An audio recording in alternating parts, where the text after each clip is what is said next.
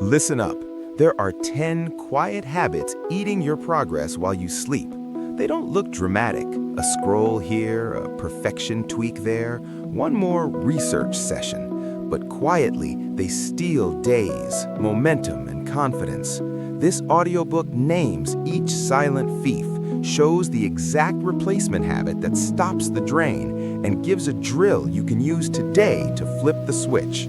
Fix these now, or keep wondering why you're still stuck next year. Act, replace, win. Chapter 1. Quit the waiting room. Stop waiting for motivation. You have a choice. You can sit in the waiting room, or you can get up and move. You have a choice. This chapter begins with a rule, a hard rule. Motivation is optional. Discipline is mandatory. Motivation is a mood. It arrives, it leaves. It is not a plan. It is not a strategy. Waiting for it is passive. Waiting for it is surrender. Start before you feel ready. Say it now. Start before you feel ready. Repeat it. Make it a ritual. Set a 5-minute timer. Do the smallest meaningful thing toward your goal. That is the foundation. That is the key.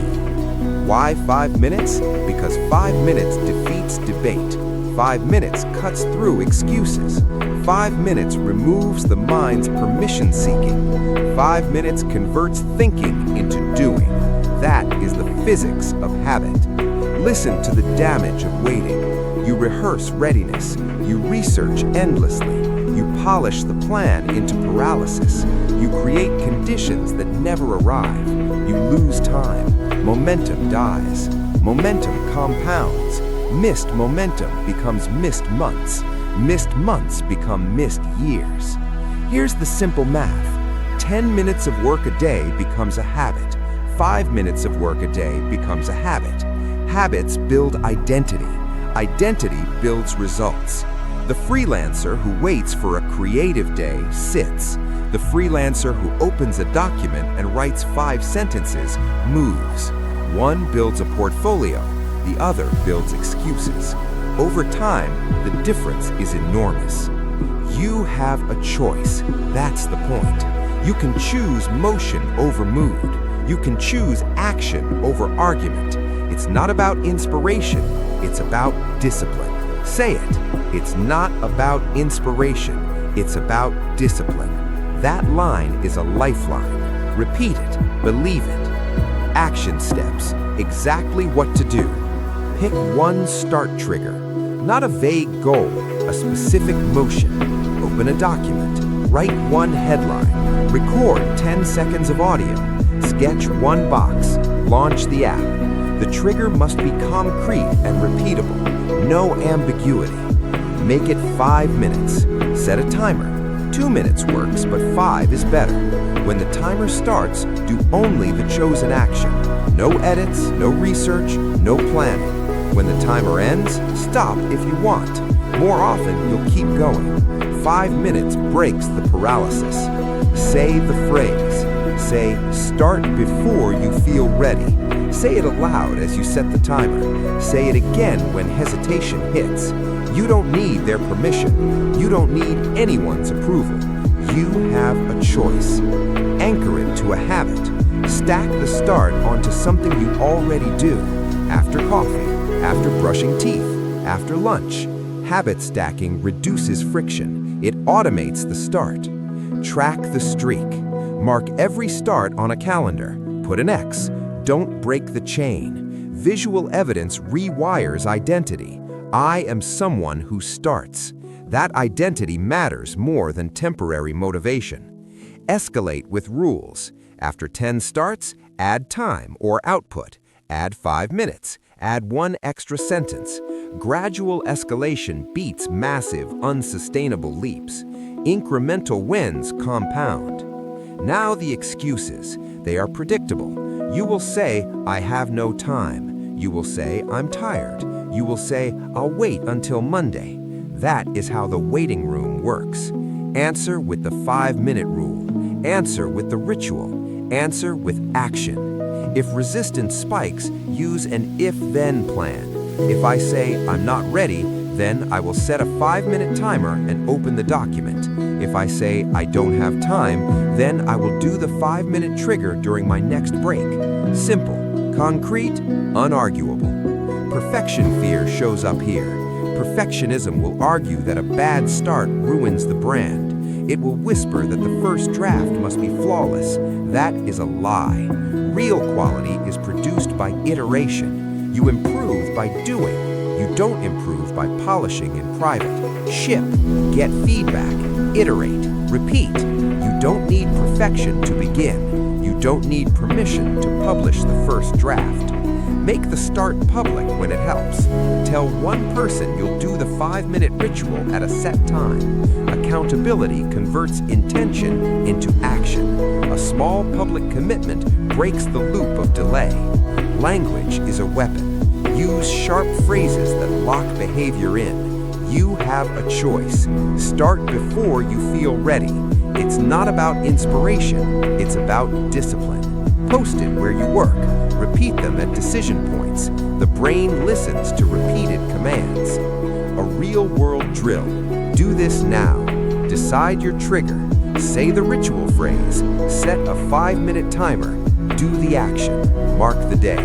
You will feel awkward. The brain will complain. Ignore it. The first week will be the hardest. That is normal. Persist. What to stop doing? Stop planning progress into infinity. Stop letting future you carry the burden of starting. Stop waiting for an ideal mood. Those are traps. Replace them with the 5-minute start. Replace planning with doing. You have a choice. Long-term payoff? Over 4 weeks, the 5-minute ritual turns into actual work. Small daily starts become sustained sessions. Momentum grows. Confidence follows. Results appear. That is the mechanism of change. That is the architecture of progress. You have a choice. Choose motion. Choose discipline. Choose the 5-minute trigger every day. That is the foundation for every other habit in this book. Fix this first. The rest gets easier. You mastered the waiting room. You built momentum. You reclaimed time. You created identity. That's the key. Now keep that momentum. Next, we attack perfectionism, the polite form of procrastination. Chapter 2. Kill perfectionism. Ship before it's pretty. Perfectionism is polite procrastination.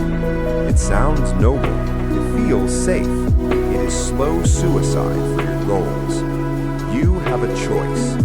Perfectionism whispers, wait, make it flawless. Procrastination smiles and agrees. Progress dies while you perfect. Listen, perfection is a fantasy. Perfection is a filter that hides action. Perfection is the excuse your fear wears in a suit. Real work is messy. Real work is ugly at first. Real work improves only when it is exposed. Better done than perfect. Say it now. Post it where you work. Repeat it before you edit. Repeat it before you publish. Repeat it when the voice in your head says, not yet. That voice is not your friend. That voice is the resistance steward. You do not have to obey it. Here is the truth. Feedback is the fastest path to quality. Public iteration beats private polishing every time. Ship, test, learn, fix, ship again. That cycle is where quality actually grows. That's the key. It's not about perfectionism. It's about discipline. It's not about polishing. It's about shipping. It's not about avoiding mistakes. It's about improving faster than the mistakes can slow you down. You don't need their permission. You don't need a green light from a committee. You don't need a perfect moment. You have a choice. Concrete rules. Adopt a release rule. This is non-negotiable. The rule is simple. Release the minimum viable version that achieves one useful outcome. One useful outcome. Not 10. One. Define it. Ship to real users. Collect feedback. Iterate. Example. A product team builds an A/B test for a feature. They release a simple version to a small cohort. They watch behavior, they learn, they improve. Contrast that with the designer trapped in the studio, waiting until the interface feels right. The team ships and learns. The designer waits and hopes. Which one grows? Which one wins? You have a choice. Behavioral steps, exactly what to do. Define the minimum useful outcome. What single problem does this version solve? If you can't answer that in one sentence, you haven't defined the minimum. Trim features, trim options, reduce to the core. Set a hard deadline. Perfectionism loves open timelines. Close the window. Deadlines force decisions. Deadlines force action. Decide now. Date and time. Publish then. No excuses. Limit the polish. Give yourself a polish budget. 10 minutes, 30 minutes, 1 hour. When the budget runs out, ship. This prevents endless tweak loops. Publish a beta. Label it. Call it beta or V1 or draft. This sets expectations. It invites feedback. It reduces fear. Ask for one specific metric. What will tell you the thing worked? Clicks, replies, sales, open rate? Pick one metric and watch it. Data beats opinion. Iterate publicly. Improve using real signals, small changes, measured experiments, not endless internal debates. Now the mindset shift. Perfectionism equates identity to output. If it's not perfect, I am not good. That's a lie. Identity is built by consistent action, not by flawless artifacts. Do the work, fail forward, adjust, repeat. That is how identity changes. You will feel exposed. You will fear criticism. That is normal. Use a framing question. What can I learn from this? Replace shame with learning. Replace hiding with iteration. Replace waiting with momentum. You have a choice. Language again matters. Use the phrases that short-circuit perfection. Better done than perfect. Ship then listen. You don't need their permission. Repeat them at the point of release. They will steady you. Real-world drills. Practical assignments you must do. Today, pick one unfinished project. List 3 reasons you haven't shipped. For each reason, write one tiny action that removes that barrier. Set a publish deadline for 48 hours. Ship something. It does not have to be pretty. It must be useful. This week, launch a minimum viable version of a product or piece of content and label it V1. Track one metric for 7 days. Make one improvement based on the data. This month, run a micro experiment. Release 20 small items instead of one perfect thing. Quantity informs quality faster than perfection does. If you're making excuses, expect blunt reflection. Excuses are the language of the waiting room. Replace "I need more time" with "I will ship by X." Replace "it has to be perfect" with "it will be useful." Short sentences, hard commitments. That's how you beat perfection. If you manage a team, model imperfection. Announce your own draft. Ask for feedback publicly. Celebrate iterations. When leaders publish quickly, teams follow. When leaders hide behind drafts, teams hide too. You have a choice. Perfectionism also hides as standards. Standards are fine. Standards are not shackles. Standards should raise the floor, not lock down the door. Make rules about quality that still allow speed. Example, require tests, but allow minimal viable tests. Require clarity of purpose, not endless feature lists. Remember the core loop. Ship, measure, improve, ship, repeat. That loop is faster than perfection. That loop compounds. That loop creates real advantage. You have a choice. Choose motion over mirage. Choose action over aesthetics. Choose iteration over isolation. That's the key. perfectionism will return when you least expect it. It will disguise itself as refinement or strategy. Call it out, test it, ask the question, is this making the product better for a real person right now? If the answer is no, stop polishing, ship instead. You don't need their permission. You swallowed the lie that perfect equals safe. You can spit it out now. Start small, start public, ship, watch the data, improve. You killed perfectionism here. You replaced it with a release rule. You learned to value learning over appearance. You learned to use feedback as rocket fuel. You embraced discipline. You chose motion. You mastered shipping. Next, we attack comparison, the habit that steals your output and sells you someone else's highlight reel. Chapter 3. Stop proving, start doing. The comparison trap. Comparison is a thief. It steals focus. It steals confidence. It steals output. You have a choice.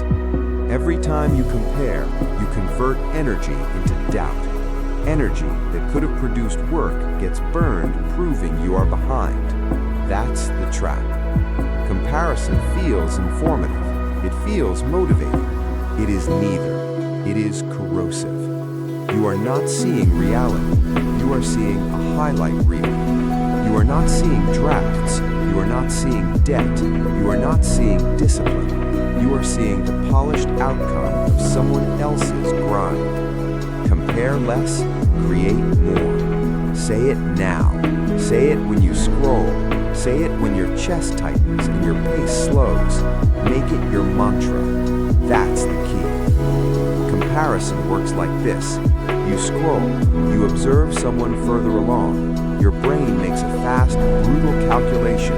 I'm behind. Motivation drops. Output stalls. You scroll more. The loop tightens. Minutes disappear. Confidence erodes. Nothing gets built. You have a choice. You can scroll and shrink, or you can act and expand. It's not about ambition. It's about discipline. It's not about inspiration. It's about execution. It's not about where they are. It's about what you do next. Let's be precise. Comparison becomes toxic when it is passive, when it leads to envy instead of instruction, when it ends with consumption instead of creation. That's where progress dies. The alternative is simple and uncomfortable. Redirect the energy. The moment you notice comparison, you must create something small, immediately. No delay, no debate. That's the rule. Example. You open social media, you see a post that triggers "I'm behind." Stop.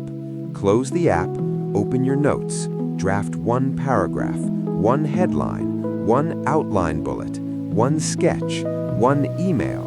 60 seconds of creation breaks the spell. That's the key. Compare less, create more. Why this works? Action restores agency. Agency rebuilds confidence. Confidence fuels momentum. Momentum compounds. You don't need to feel ready. You don't need to feel inspired. You need to move. You don't need their permission to move. You don't need to be as good as them today. You need to take the next step today. Now, let's dismantle the lie beneath comparison. The lie says, if I'm not ahead, I'm failing. That is false. Progress is personal.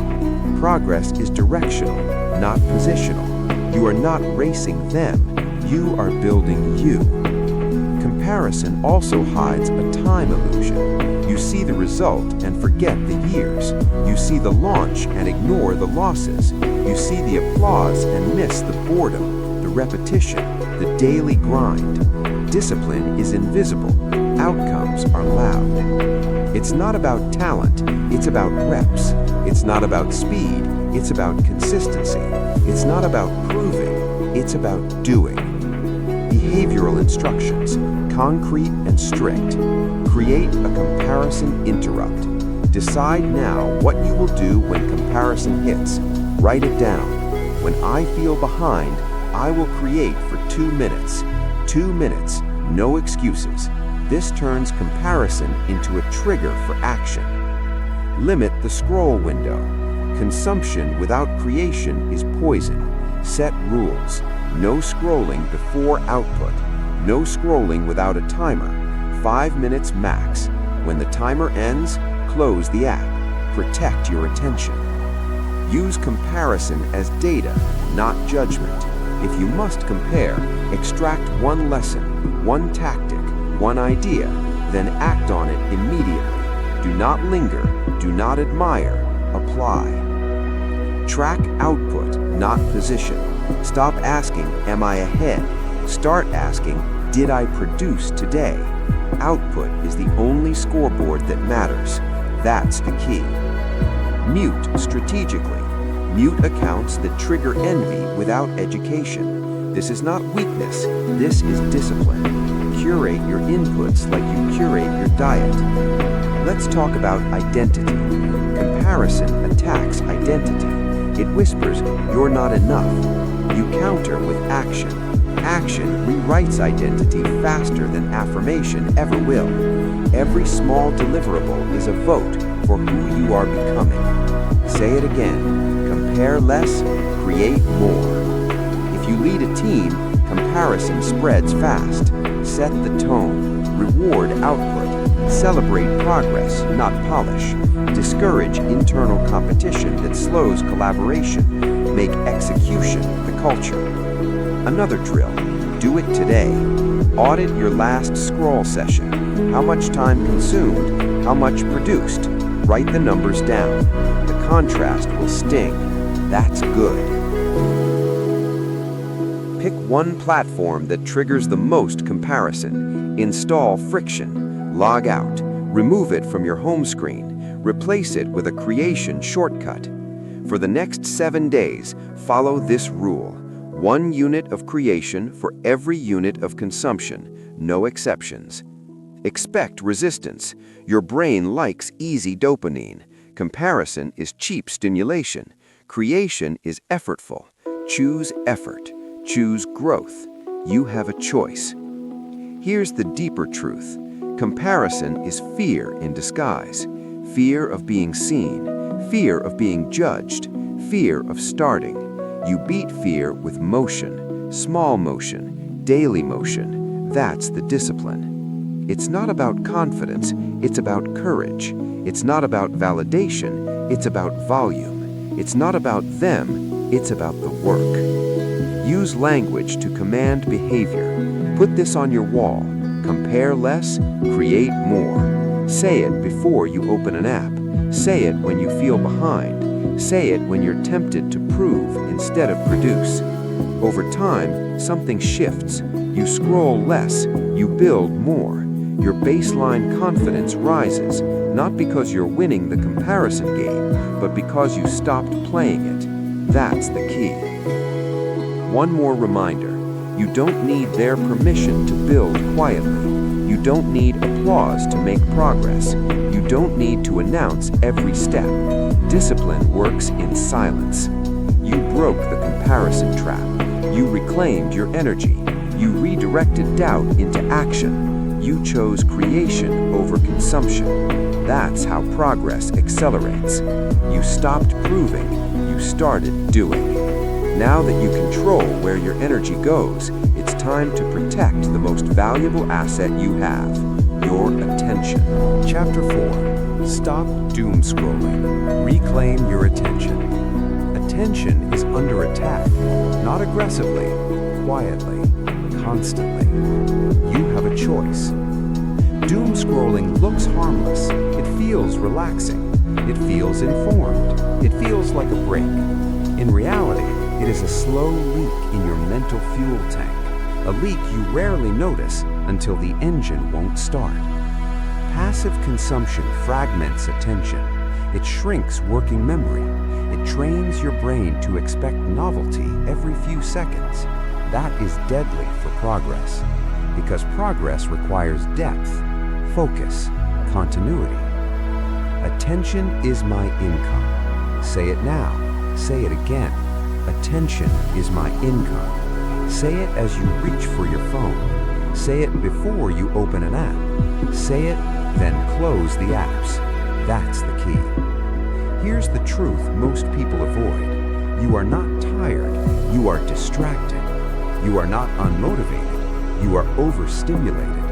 Your brain is full of noise, not empty of drive. It's not about information. It's about discipline. It's not about staying updated. It's about staying effective. It's not about rest. It's about recovery. Doom scrolling destroys recovery. It keeps your brain in a shallow, reactive state. You consume headlines, opinions, outrage, trends. None of it moves your life forward. All of it taxes your focus. You have a choice. You can rent your attention to feeds, or you can invest it in your future. Example: 2 writers, same talent, same goals.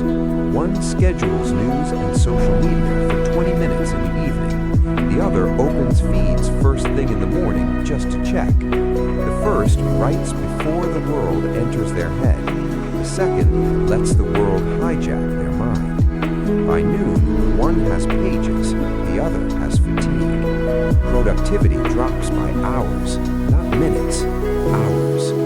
That's the cost. That's the key. Doom scrolling is expensive. It charges interest.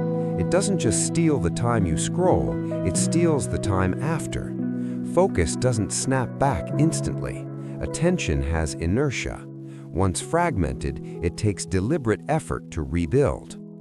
You don't need their permission to disconnect. You don't need to justify boundaries. You have a choice. Let's get practical. This chapter is about control. Control of inputs, control of timing, control of rituals. Behavioral instructions, strict and non-negotiable. Create consumption windows. No random scrolling. Ever. Decide when you consume. 1 window, 2 max. Put them on your calendar. News, socials, messages, all inside the window. Outside the window, they are closed. That's the rule. Protect the morning. No feeds before output, period. The first hour of your day sets your mental posture. If you give it away, you spend the rest of the day reacting. Produce before you consume. That's the key. Build a shutdown ritual. Decide how work ends and rest begins. Close loops. Write tomorrow's first task. Shut down devices. This prevents late-night scrolling disguised as unwinding. Use app friction. Log out. Delete shortcuts. Turn off notifications. Add steps between impulse and action. Friction creates awareness. Awareness creates choice. Schedule deep work blocks. Time block uninterrupted focus. Phone away. Browser tabs closed. One task, one direction. Even 30 minutes of real focus beats hours of distracted effort. Repeat the phrase, "Attention is my income." Say it when you feel the itch. Say it when boredom hits. Say it when you want to escape. Now the psychology. Doom scrolling is avoidance. It avoids discomfort. It avoids thinking deeply. It avoids starting hard work. Feeds offer instant stimulation with 0 risk. Creation demands effort and exposure. Your brain chooses easy unless you train it otherwise. It's not about willpower. It's about environment. Change the environment, win the behavior. Remove the phone from the desk. Use full screen mode when you work. Work with tools, not toys. Let's talk about identity again. Focused people don't try to focus. They build systems that make distraction inconvenient. They respect attention like money. They budget it, they protect it, they invest it. You have a choice. Treat attention casually and stay average, or guard it aggressively and compound results. Another drill. Do this today. Measure your screen time. Look at the number. Don't rationalize it, just observe. Identify the top 2 apps stealing attention. Remove them from your home screen for 7 days. Create one deep work block tomorrow, even 25 minutes. Defend it like an appointment with your future. Expect discomfort. Silence feels strange when your brain is used to noise. That discomfort is a signal. It means you're detoxing. Stay with it. Focus returns gradually. Depth returns. Creativity returns. Here's a hard truth. The world profits from your distraction. Algorithms are designed to keep you scrolling, not building. Reclaiming attention is an act of resistance, a productive rebellion. You don't need to know everything. You don't need to react to everything. You need to execute on a few things consistently. Say it again. Attention is my income. If you manage people, model this. Don't glorify responsiveness, glorify output. Encourage async communication. Protect focus time. Culture follows behavior. Over time, you'll notice a shift. Fewer inputs, clearer thinking, stronger memory, faster progress. Not because you worked harder, but because you worked cleaner. That's the key. Doom scrolling promised awareness and delivered anxiety. You broke the habit. You reclaimed your mind. You took back the currency of progress. You learned to choose focus over feeds. You chose discipline over distraction. You chose long-term gains over short-term dopamine. You have a choice. Keep guarding your attention every day, every session, every click. Now that your attention is protected, we confront the next illusion, the lie that being busy means you're moving forward. Chapter 5. Turn busyness into progress. Busy does not equal productive. Busy feels good. Busy feels responsible. Busy feels like motion. But busy is often a lie. You answer emails all day. You jump from meeting to meeting. You tick boxes. You collapse at night exhausted. And yet, nothing meaningful moved. That's the trap. Busyness gives the illusion of progress without the discomfort of impact. You have a choice. Stay busy or become effective. That's the key. Most people never make this distinction. They confuse movement with momentum. They confuse noise with results. They confuse urgency with importance. Busy does not equal productive. Read that again. Busy does not equal productive. Productivity is not about how much you do. It's about what actually changes because you acted. If nothing changes, you are just occupied. And occupation is not success. Here's the hard truth. Low-impact tasks scream the loudest. High-impact tasks whisper. Emails feel urgent. Meetings feel important. Notifications feel demanding. But none of them guarantee progress. Real progress is quiet. It's uncomfortable. It requires focus. It demands decisions. That's why people avoid it. You don't need their permission to stop being busy. You need discipline. It's not about motivation. It's not about passion. It's about precision. That's the key. Let's talk about the margin test. Every task you touch must answer one question. What moves the needle? If this task disappeared today, would anything measurable change tomorrow? Revenue, skill, output, clarity, position. If the answer is no, it's filler. Filler work feels productive because it fills time, but it empties progress. You have a choice. Protect your margin or drown in activity. Think about 2 managers. Manager A schedules 10 meetings a week, status updates, alignment calls, check-ins about check-ins. Everyone is busy. No one is decisive. Manager B cancels 7 meetings, keeps only 2. One meeting sets direction, the other removes obstacles. Then they execute. By Friday, Manager B shipped results.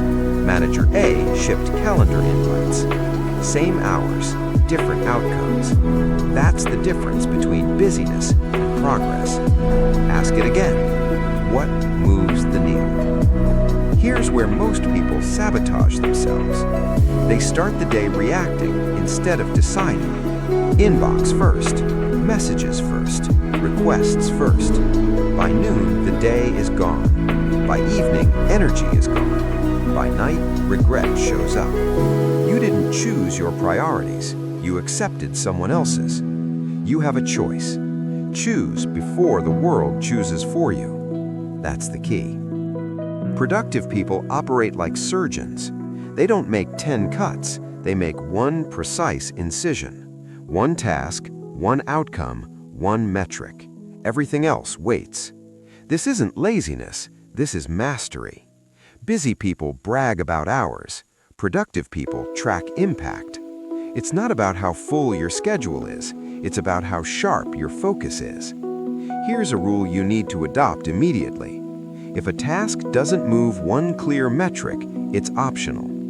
Revenue, subscribers, pages written, code shipped, clients closed. If it doesn't move something measurable, question it. Again, what moves the needle? Say it before every meeting. Say it before every task. Say it until it becomes instinct. Let's get practical.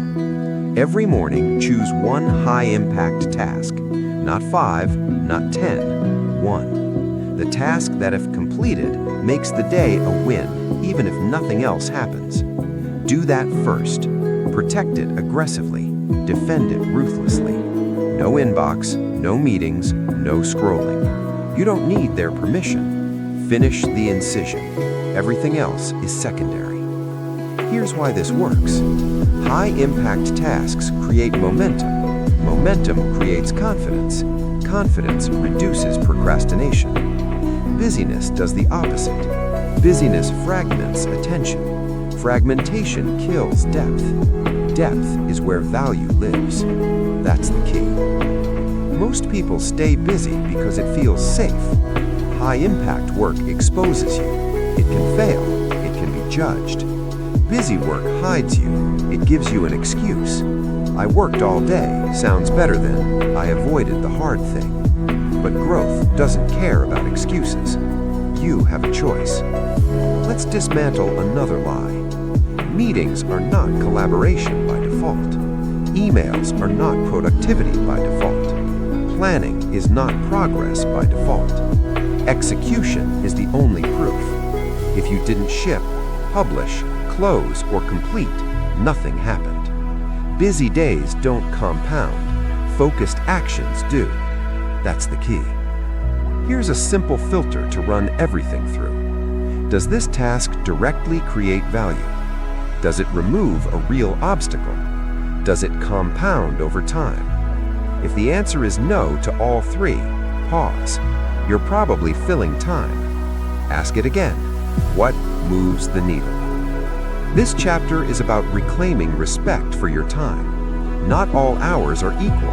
Not all tasks deserve attention. Your energy is finite. Your focus is priceless. Stop donating it to low-impact noise. You don't need permission to prioritize. You need discipline. Let this sink in. Busyness is a coping mechanism. Productivity is a decision. One avoids responsibility. The other embraces it. You have a choice. Before you move on, commit to this. Tomorrow, cancel something, delay something, delete something, create space. Then fill that space with one task that matters. Make the incision, because progress doesn't come from doing more. It comes from doing what counts. That's the key. You've stopped comparing. You've reclaimed your attention. Now you've learned to cut through noise. But focus alone isn't enough. Next, we talk about the invisible force that separates leaders from reactors.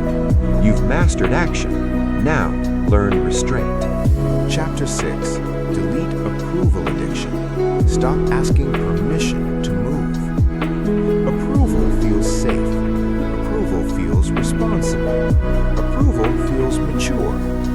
But approval is a cage.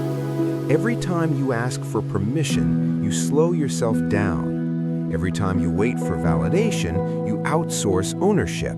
Every time you hesitate, momentum leaks. You have a choice. Move first or wait forever. That's the key. Approval addiction doesn't look weak on the surface. It looks polite, collaborative, thoughtful. But underneath, it's fear dressed as caution.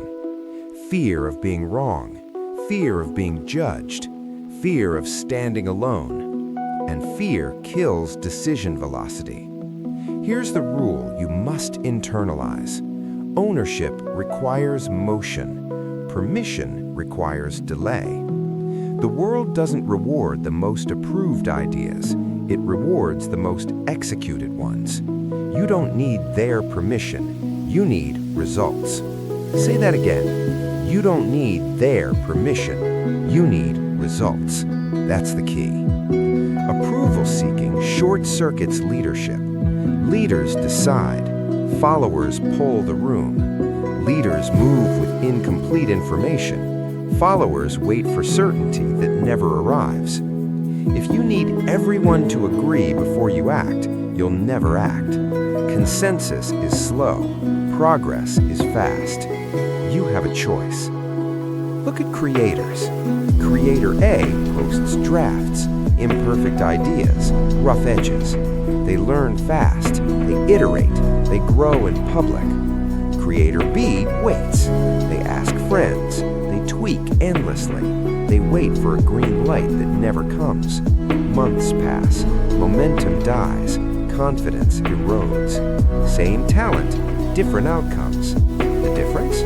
Ship, then listen. That's the mantra. Say it out loud. Ship, then listen. Not listen forever. Not ask first. Not wait. Ship, then listen. Feedback after motion is 10 times more useful than permission before motion. That's the key. Here's why approval addiction is so dangerous. It feels productive. You're getting feedback. You're aligning. You're checking in. But nothing is moving. You're busy again. Busy asking. Busy waiting.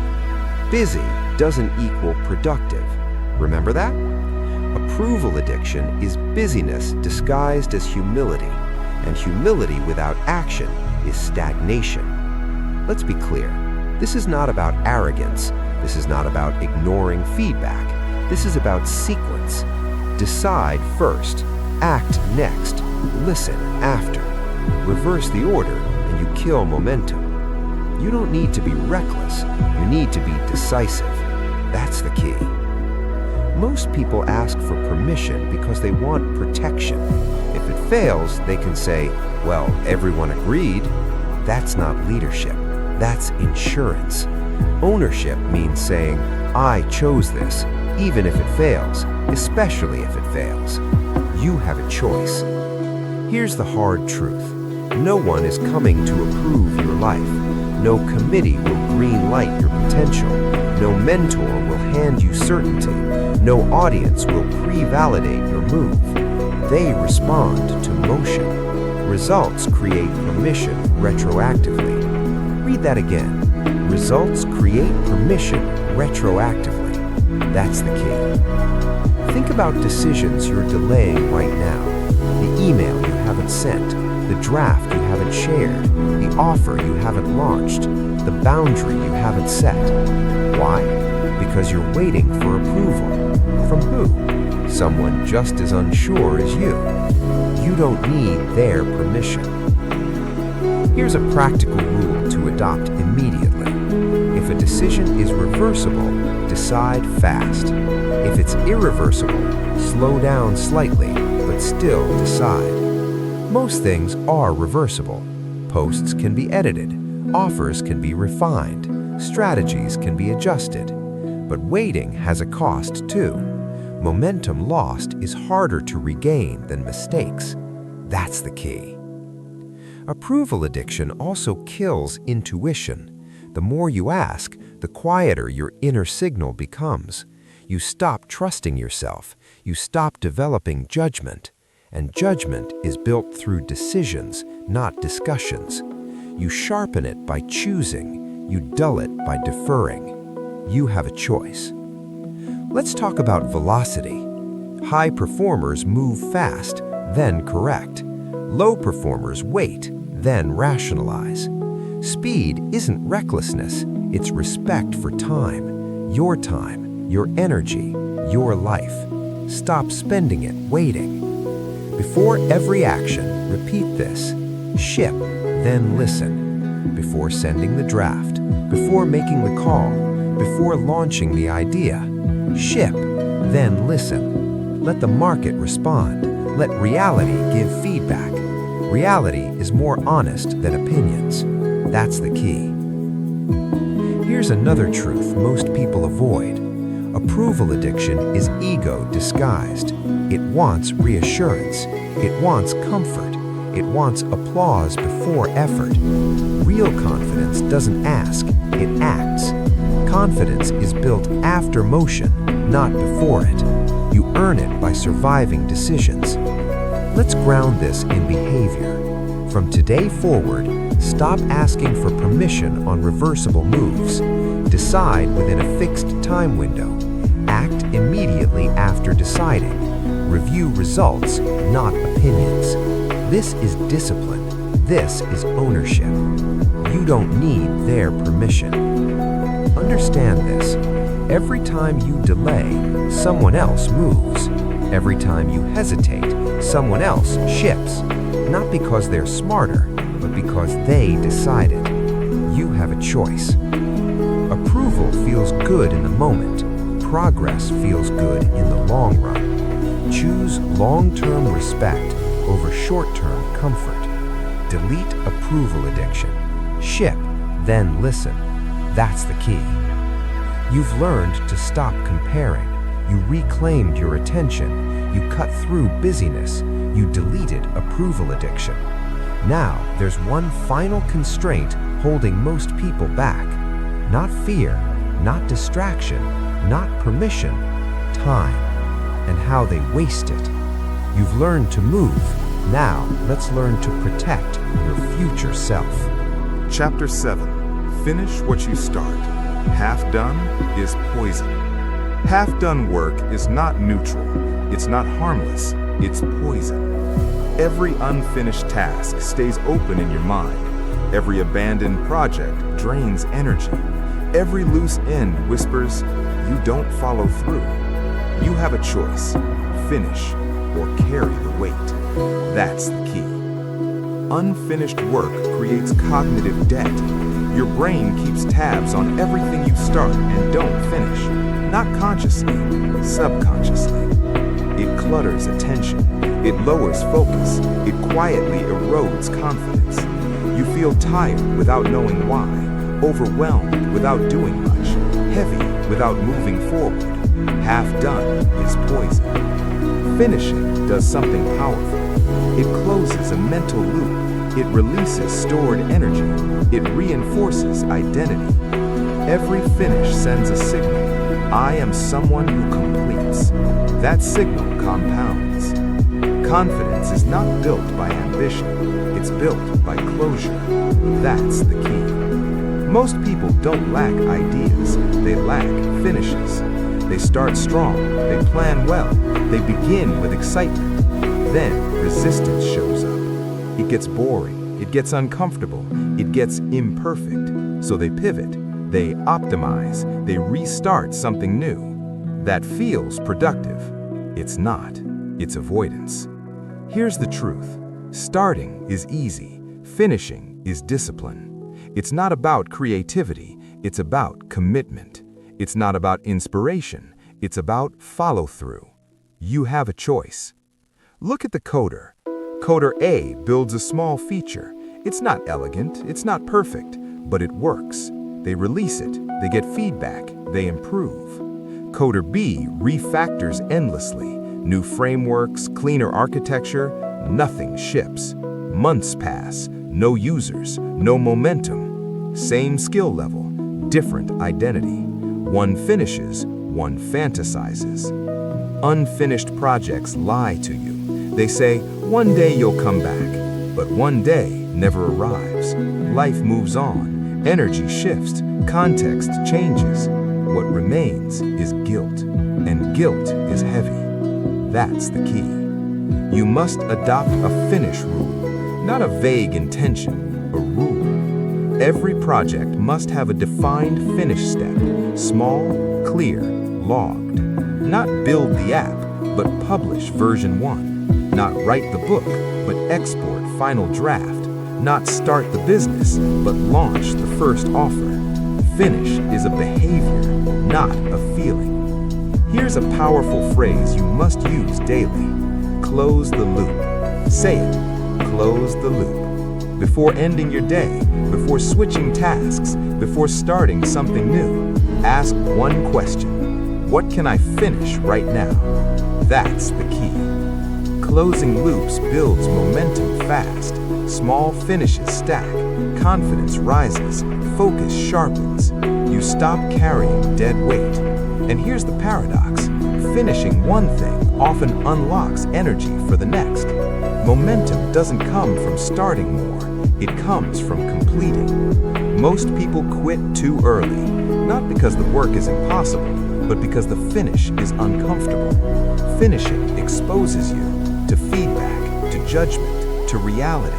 Half done keeps you safe, but safe doesn't grow you. You don't need their permission. You need completion. Let's address perfectionism again. Perfectionism loves half-done work. Why? Because if it's never finished, it can never be criticized. But unfinished work is already failing. Quietly, daily. Better finished than flawless. That's the key. Here's how to operationalize finishing. From now on, break every project into finishable chunks. Define the smallest done version.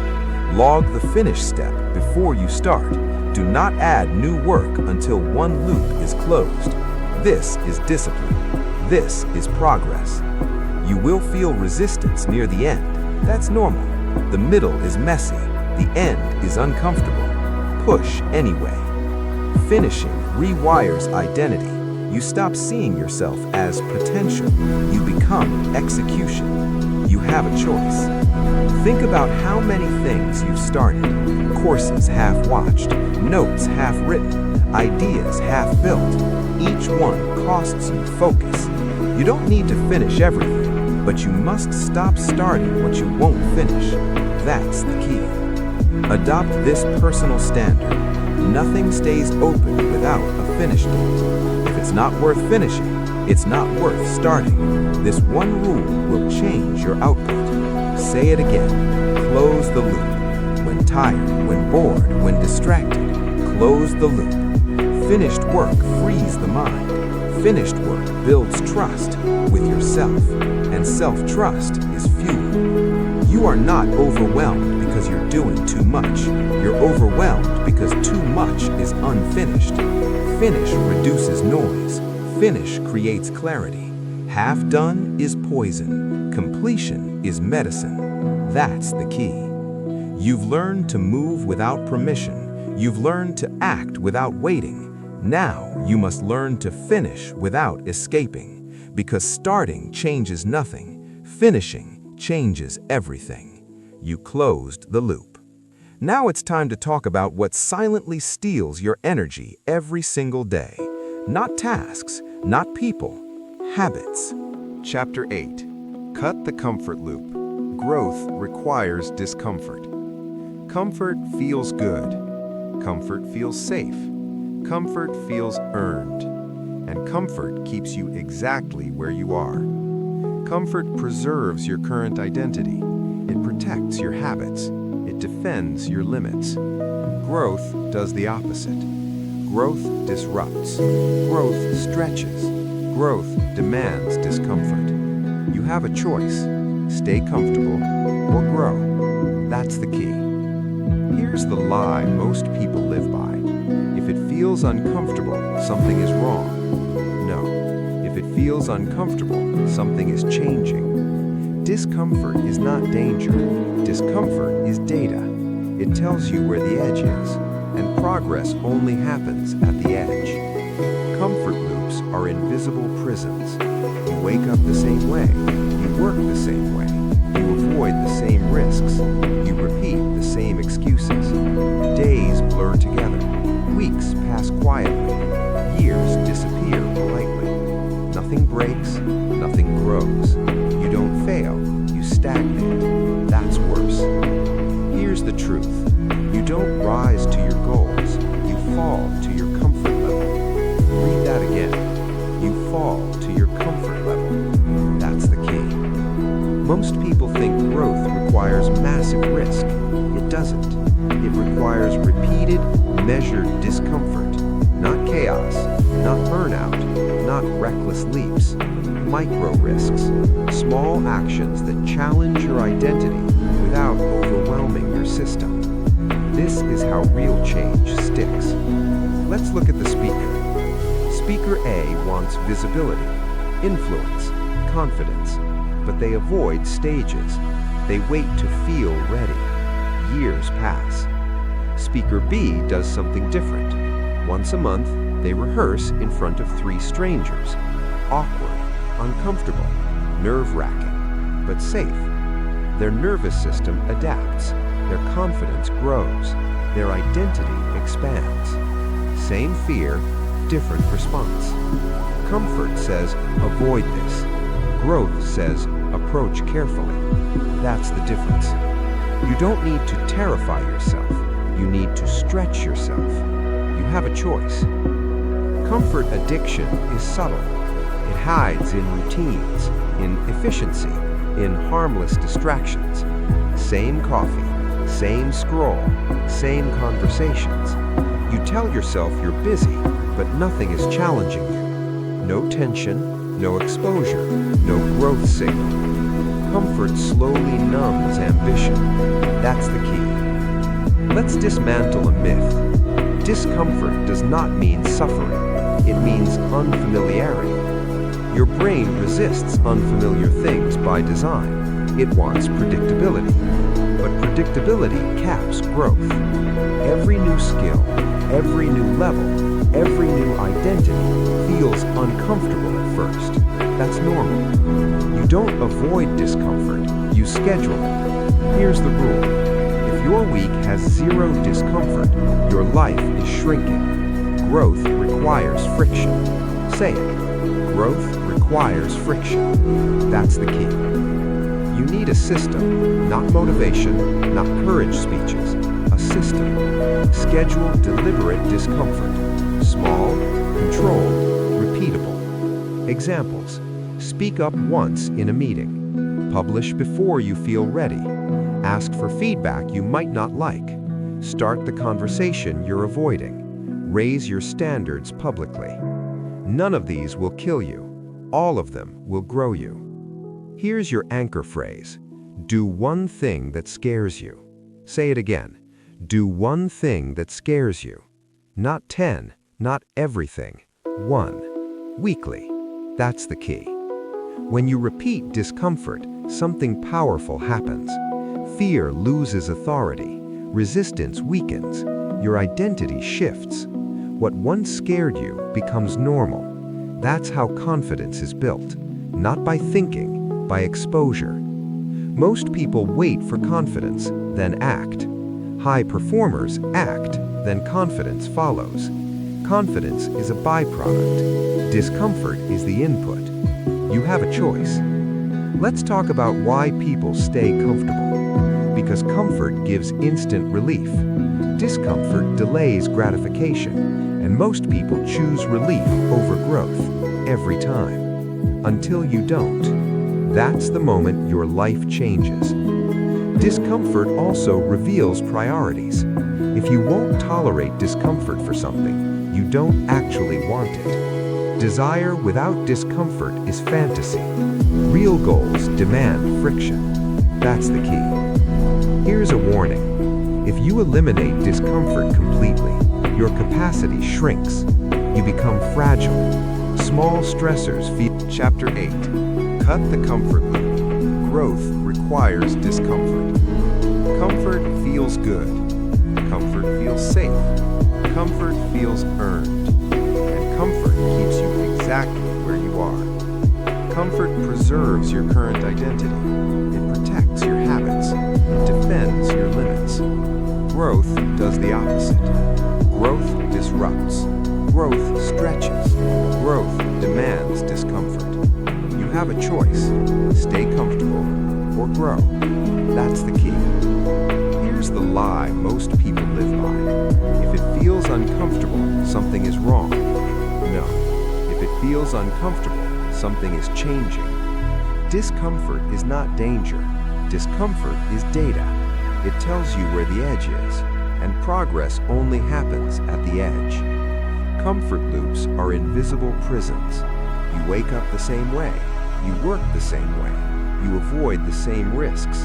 You repeat the same excuses. Days blur together. Weeks pass quietly. Years disappear politely. Nothing breaks. Nothing grows. You don't fail. You stagnate. That's worse. Here's the truth. You don't rise to your goals. You fall to your comfort level. Read that again. You fall to your comfort level. That's the key. Most people think growth requires massive risk. It doesn't. It requires repeated, measured discomfort. Not chaos, not burnout, not reckless leaps. Micro risks. Small actions that challenge your identity without overwhelming your system. This is how real change sticks. Let's look at the speaker. Speaker A wants visibility, influence, confidence, but they avoid stages. They wait to feel ready. Years pass. Speaker B does something different. Once a month, they rehearse in front of 3 strangers. Awkward, uncomfortable, nerve-wracking, but safe. Their nervous system adapts. Their confidence grows. Their identity expands. Same fear, different response. Comfort says, avoid this. Growth says, approach carefully. That's the difference. You don't need to terrify yourself. You need to stretch yourself. You have a choice. Comfort addiction is subtle. It hides in routines, in efficiency, in harmless distractions. Same coffee, same scroll, same conversations. You tell yourself you're busy, but nothing is challenging you. No tension, no exposure, no growth signal. Comfort slowly numbs ambition. That's the key. Let's dismantle a myth. Discomfort does not mean suffering. It means unfamiliarity. Your brain resists unfamiliar things by design. It wants predictability. But predictability caps growth. Every new skill, every new level, every new identity feels uncomfortable at first. That's normal. You don't avoid discomfort, you schedule it. Here's the rule. If your week has 0 discomfort, your life is shrinking. Growth requires friction. Say it. Growth requires friction. That's the key. You need a system, not motivation, not courage speeches. A system. Schedule deliberate discomfort. Small, controlled, repeatable. Examples. Speak up once in a meeting. Publish before you feel ready. Ask for feedback you might not like. Start the conversation you're avoiding. Raise your standards publicly. None of these will kill you. All of them will grow you. Here's your anchor phrase. Do one thing that scares you. Say it again. Do one thing that scares you. Not 10, not everything. 1. Weekly. That's the key. When you repeat discomfort, something powerful happens. Fear loses authority. Resistance weakens. Your identity shifts.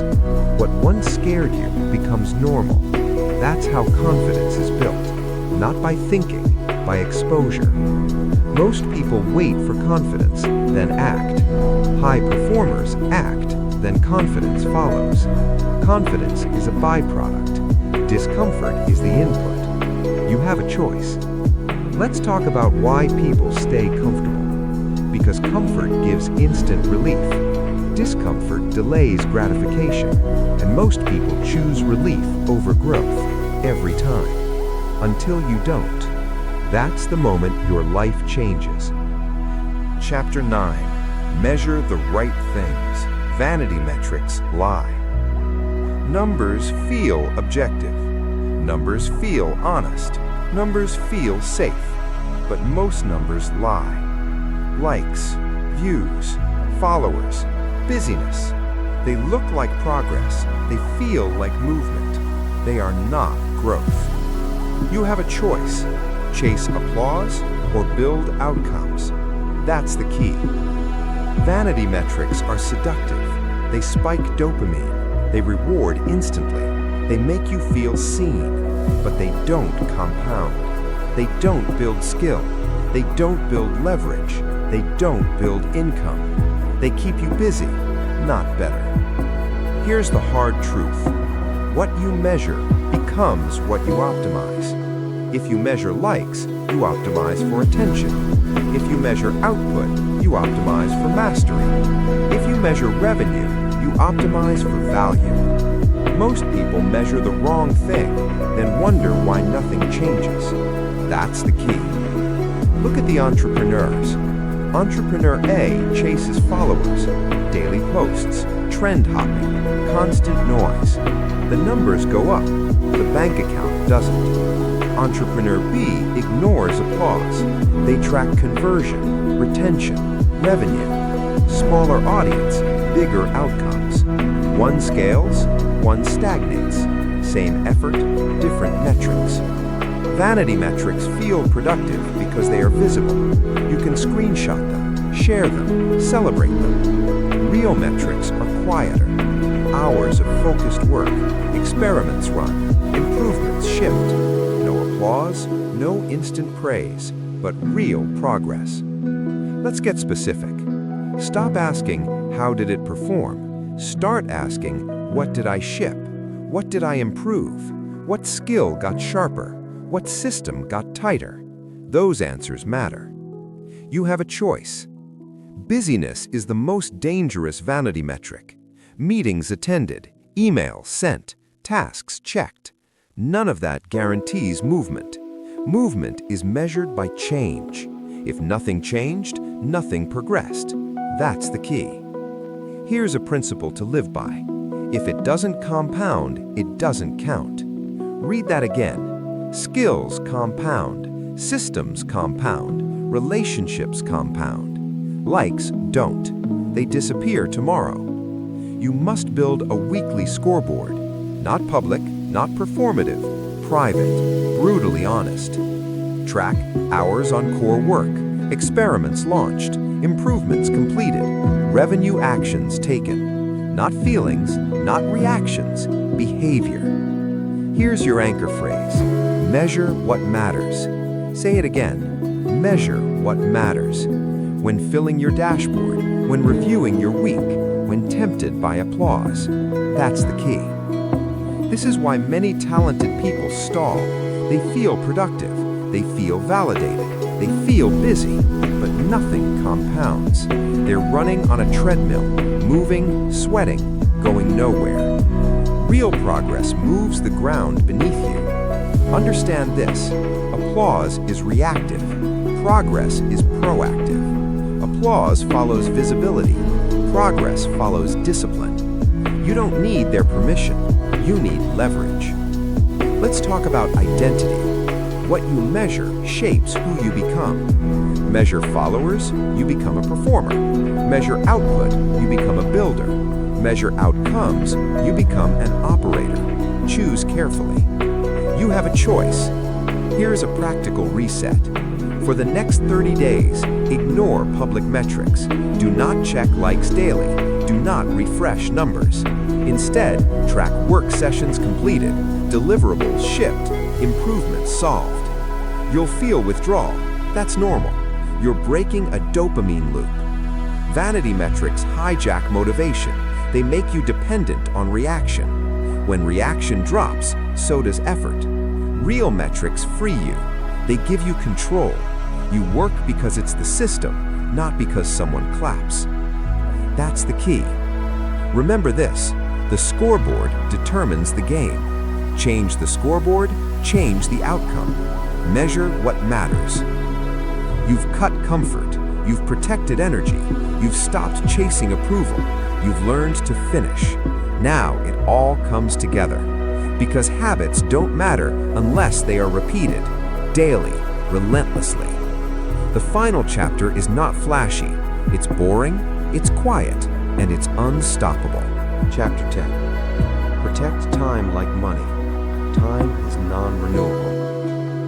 Time feels abundant until it's gone. Money can be earned again. Energy can be restored. Time never returns. Once it's spent, it's erased. You have a choice. Guard it or leak it away. That's the key. Most people treat time casually. They give it away by default. They spend it without tracking. They let others decide how it's used. They would never treat money this way. Yet time is more valuable. Every goal you have is paid for with hours. No hours, no progress. Time doesn't disappear in one dramatic moment. It leaks. 5-minute interruptions, unnecessary meetings, open calendars, default yeses. Small leaks compound into lost weeks. Lost weeks become lost months. Lost months become regret. That's the real cost. Here's the truth. Your calendar reveals your priorities. Not your words, not your intentions, your calendar. If it's full of noise, your life will be noisy. If it's structured, your output will be structured. That's the key. Look at the executives. Executive A protects 3 hours of deep work daily. Phone off, door closed, no meetings. They produce strategy. They move the business. They create leverage. Executive B has an open calendar. Meetings all day, constant interruptions, reactive decisions. Busy, exhausted, stuck. Same intelligence, different boundaries. Time must be defended, not managed. Management assumes cooperation. Defense assumes attack. And time is always under attack. Notifications, requests, urgencies that aren't important. If you don't protect it, it will be taken. You have a choice. Adopt this identity. I am a steward of time. Not flexible by default, not available by default, intentional. Here is the system. Build a calendar fortress. 3 layers. Layer 1, deep work blocks. Non-negotiable. Same time daily if possible. No meetings, no messages. Layer 2, buffers. Space between commitments. Time to think, time to reset. Layer 3, personal non-negotiables. Health, learning, recovery. These are not extras, they are infrastructure. That's the key. Here's your anchor phrase. My calendar is my bank. Say it again. My calendar is my bank. When someone asks for time, when an invite appears, when you feel pressure to say yes, would you hand out cash this easily? No. Time poverty creates rushed decisions. Rushed decisions create mistakes. Protection creates clarity. You cannot think deeply in a constantly interrupted life. Depth requires isolation. Let's address guilt. Protecting time feels selfish at first, but boundaries are not rejection, they are respect. Respect for your work, respect for your future self. You don't need their permission. From today forward, apply this rule. If it's not on the calendar, it's not real. Ideas without time are fantasies. Goals without blocks are wishes. Schedule first. Everything else adjusts. That's the key. Also apply this filter. Every meeting must answer one question. What decision or outcome requires this? No outcome, no meeting. Most meetings exist by habit, not necessity. Kill them. Understand this. Every yes is a no to something else. Say yes intentionally. You have a choice. Think about your last week. Where did time leak? Scrolling, interruptions, low-value conversations. None felt dangerous. All were expensive. Protect mornings if you can. Your best hours should fund your most important work. Not email, not reaction, creation. Repeat this daily. My calendar is my bank. Check withdrawals, audit leaks, invest wisely. Time invested compounds into skill. Skill compounds into freedom. This book was never about hacks. It was about ownership. Ownership of action. Ownership of focus. Ownership of discomfort. Ownership of completion. Ownership of time. You have a choice. If you do nothing else, do this. Decide what matters. Block time for it. Defend it ruthlessly. No one will do this for you. That's the key. You don't need more motivation. You don't need more approval. You don't need more information. You need discipline applied daily. Time is non-renewable. Spend it like it matters, because it does.